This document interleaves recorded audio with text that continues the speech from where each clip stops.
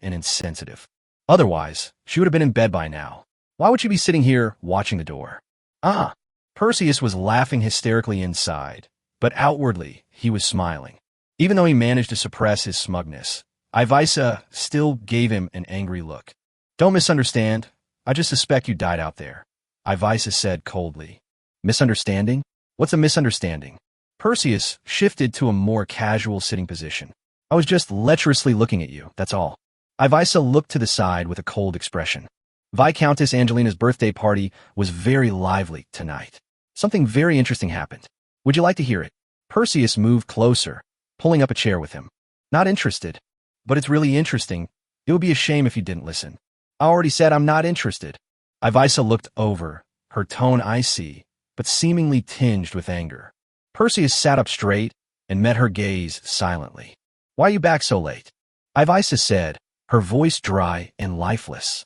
She wanted to look away, but forced herself to, staring intently at Perseus, her eyes reddening as if by illusion. Perseus's heart skipped a beat. He could hardly believe it. He didn't know what to say for a moment. Speak, Ivisa whispered, almost shouting. The reason is related to the interesting story I was about to tell you. If you'd like to hear it, let's take our time.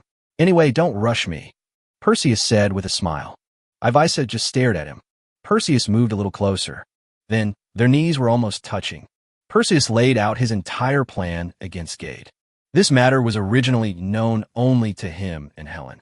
Other participants only understood their own assigned roles and were not aware of the full picture. Although this game was rather simple and rough, it was enough for that idiot Gade, and the design was quite ingenious. The final result was especially gratifying, and Perseus couldn't help but laugh as he spoke. But Ivisa kept a poker face the whole time and didn't react at all until he finished speaking. Why aren't you saying anything? I thought you'd say something like how boring it is, Perseus said. Don't you already know? Do I need to tell you? She said calmly. Really? That despicable woman. Perseus's face flushed slightly, and he snorted. The significance of this to me is something a young lady like you would hardly understand. I'm no longer some rich young lady. So what? You're still more arrogant than a princess in front of me. Ivia remained silent. That's a really sharp critique. Have you finished telling your funny stories? Can you answer my questions now? Ivisa asked again. She's still clinging to it. Perseus talked about this in a roundabout way for almost an hour, until he himself was getting sleepy, but she was still very energetic. He just doesn't want to admit that he's having an affair with another woman. Such private matters are difficult for anyone to talk about, especially for Ivisa. Although she probably wouldn't react to it at all, at most she'd make a few cold remarks. He didn't want to say anything. Fine, don't tell me then. Ivisa turned completely to one side, presenting him with only her expressionless profile. So you're going to pull this trick? Perseus was almost laughing in anger. He never imagined he would be treated like this in his lifetime. One of my girlfriend's classic moves. It has to be said that when she uses it so casually, it's quite lethal. Who told her to be Ivisa? With looks like that, even murder and arson are justified. Perseus tiptoed up to her and picked her up in his arms. Ivisa didn't struggle at all, nor did she look at him. This is not like what a girlfriend would do. Baby, don't be angry, okay? I'm so sorry I came back late and kept you waiting so long. I promise I won't do it again next time, Perseus said softly. I didn't wait for you. Oh, so you're only concerned about me because of our agreement? I'm glad then. How about this? It's too late. Let's talk about it tomorrow. Let's go to sleep first. Ivisa looked over. You sleep in the bed. I'll sleep on the ceiling, Perseus said. You sleep in the bed, she said. I don't want to sleep alone tonight. Is there anything wrong with your body? Perseus asked with a serious expression. No, Ivisa said. If you feel unwell, be sure to tell me. I'm a 6th-tier mage who can use healing magic. Honestly, I was just trying to be nice to her, but I have no idea what she was showing off. Can I help you change into your pajamas? Perseus asked. Can. Perseus stared at her in disbelief. He deliberately said something sarcastic, just waiting for her to throw a tantrum and release her stress. I'll do anything as long as you don't leave me. Ivia's gaze towards him instantly changed, becoming as pure and innocent as a newborn, carrying a touch of endearing timidity and a deep attachment to its mother. One glance was enough to almost make him fall deeply in love. It's as if she accidentally triggered some mysterious switch. Fortunately, Perseus isn't angry right now, otherwise she would be in danger. Let's go to sleep quickly. I'll hold you, and we won't go anywhere. And I promise you'll see me as soon as you open your eyes in the morning, Perseus said. It's a bit like coaxing a child. There's just no way around it. Shall we change into pajamas? Why are you changing into pajamas? Your pajamas are worse than your school uniform. Oh, well, so good. Ivy buried her face in his chest, making him reluctant to let her go. What a day this is. Good things are happening one after another. Oh no, it's already the second day. So, will this good luck continue? Perseus sighed repeatedly. You smell so good, she suddenly said. Yes, I always smell good, Perseus said. He just took a shower, of course he smells nice. Moreover, a woman's hair was caught in the button. Ivisa showed him a single hair. This long hair is purple. Looking at Ivisa's beautiful white hair, Perseus fell into deep thought. Before she knew it, her gaze had returned to normal. Perseus's pupils trembled slightly. You know what I'm going to say. I think I'll just keep sleeping on the ceiling. Chapter 46, the prearranged script. Good morning, darling. Do you like the little gift I gave you? Helen winked at him, seemingly casually twirling a strand of purple hair between her fingers. Perseus had mixed feelings. He seems to have been really blinded by beauty lately and didn't even notice Helen's little tricks. What if next time she doesn't stuff a hair in his mouth, but instead shoves a knife into his heart? Perseus, how could you have fallen so low? Quit drinking. Of course, she must be punished for her pranks. Honey, come with me for a moment. Perseus put his arm around Helen's shoulder and led her to a secluded corner. After a while, he brought it back as if nothing had happened.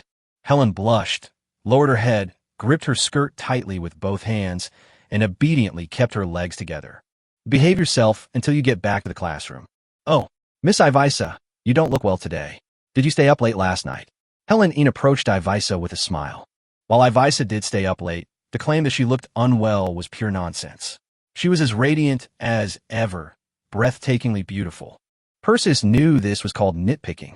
Ivisa sat in her seat, glanced up at Helen, and then looked at Perseus. Darling, come with me again. Perseus had to step in to stop the fight. When she returned, Helen went back to her seat, focused on drinking water from her water bottle, and no longer bothered to cause trouble. But this time, Ivisa did something that shocked everyone. She casually sat on Perseus's lap. Helen was shocked. Mary Farah was shocked. Luna, who had just arrived in the classroom excitedly, ready to get a kiss from Perseus, felt like the sky had fallen. That's my spot. Luna stared in disbelief. Perseus had anticipated this. He and Ivisa had such a good understanding that he knew what she was going to do without saying a word. Ivisa did this not to be affectionate with him, but simply to retaliate against Helen's provocation. So, can she break through the seemingly impenetrable defense of the cunning Helen with such a simple offensive? It really works. Helen's face was clouded with gloom, and her eyes were like those of a fierce wolf. As expected of Ivisa, she can easily do what others cannot. Honey, come with me for a moment. While others were astonished by her terrifying expression, she smiled sweetly. Class started, and Luna sat down in her usual spot with satisfaction, while the other girls' seats remained unchanged. The entire class was surprisingly calm. To Luna's surprise, this time her position wasn't uncomfortable at all. During the second period in the afternoon, Perseus was called out of the classroom. The person who came said that the court wanted him to come over. It's about Gade's affair. Perseus didn't want to care whether that bastard lived or died, but what could he do? In other people's eyes, he was Gade's obedient and well-behaved younger brother. How could he ignore his brother's affairs? There was no suspense in this matter. Gade was arranged clearly from beginning to end. Whether he was wronged or not, and whether he could clear his name and get away unscathed, was not up to him to decide. In the sparsely furnished detention room, Gade sat blankly on the bed, his face pale, still wearing the evening suit from last night, only now wrinkled and dirty. No one knows what happened to him at the referee's office, but the aura he exuded was completely different from his usual self. In the past, whenever Gade was not facing those noble scions he fawned over, he always exuded a powerful self-confidence that was so strong it was almost overwhelming. But now, he is as listless as a starving vagrant, radiating bad luck, and is even more unpleasant than before. Perseus wasn't particularly pleased to see Gade through the small window in the door. Because this man was never on his list of enemies he needed to deal with carefully from the beginning, he was not worthy of being compared to a dangerous figure like the Dog Emperor. It's just a little special. To be honest, he has the personality he has now thanks to that bastard. Lord Perseus, Are you sure you want to go in alone? The guard asked. The courthouse is within the N.A.N family's sphere of influence, and his relationship with Helen is known to everyone in the capital's aristocratic circles. Then please be careful. This person's emotions are a bit unstable, the guard said, subtly pursing his lips. He's a guy who can't take a joke. Thank you for your trouble. The guard opened the door. As Perseus entered the detention cell, Gade slowly raised his head. Upon seeing him, his dejected and uneasy face immediately lit up with excitement. Gade lunged forward to grab him, but Perseus frowned slightly and dodged. Gade seemed to have run out of strength and fell face first into the dirt, lying on the ground for a long time without moving, making people wonder if he had just fallen to his death. Misfortune can also be a blessing in disguise, as Gade managed to get back on his feet.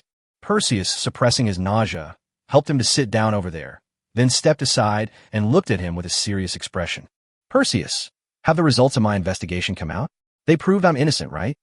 Gade's eyes were bloodshot as he asked, almost frantically. Yes, Perseus said. The current conclusion is that you did not steal Viscountess Angelina's belongings because you were having dinner with several other classmates during the time the items were stolen, and you did not have the opportunity to commit the crime. I knew it. Gil left excitedly.